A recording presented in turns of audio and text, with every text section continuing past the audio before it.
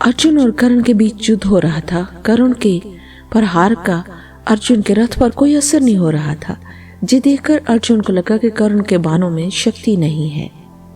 दोस्तों, कई ऐसे प्रसंग हैं जिसमें सुखी जीवन के सूत्र बताए गए हैं। अगर इन सूत्रों को जीवन में उतार लिया जाए तो हम कई समस्याओं से बच सकते हैं।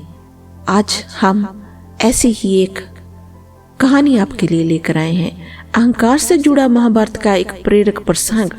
इस प्रसंग में श्री कृष्ण ने अर्जुन को समझाया कि घमंड नहीं करना चाहिए और शत्रु को कभी छोटा ना समझे।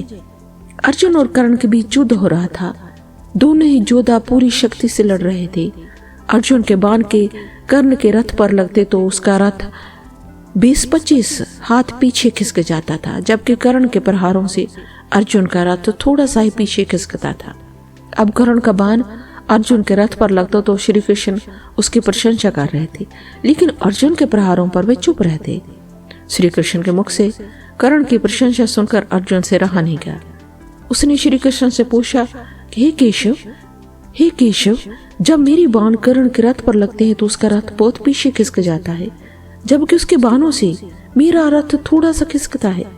मेरे बाणों की अपेक्षा कर्ण के बाण बहुत कमजोर है, फिर भी आप उसकी प्रशंसा क्यों कर रहे हैं?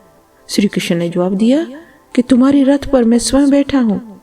ऊपर ध्वजा पर हनुमान जी विराजित हैं। रथ के पहियों को स्वयं शेषनाग ने पकड़ रखा है। इन सब के बावजूद कर्ण के प्रहार से जे रथ थोड़ा सा भी पीछे खिसक रहा है, तो इसका मतलब यही है कि उसके बाण कमजोर नहीं है। तुम्हारे साथ मैं स्वयं हूँ और कर्ण के साथ सिर्फ उसका पराक्रम है, फिर भी वह तुम्हें कड़ी टक्कर दे रहा है।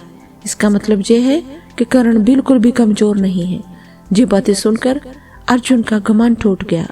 दोस्तों, हमें भी अपनी जिंदगी में चाहे दौलत मिल जाए, अच्छी पोजीशन मिल जाए, तो हमें घमंड नहीं करना चाहिए, क्योंकि ये तो प्रभु की देन है, हमारा इसमें कुछ नहीं है।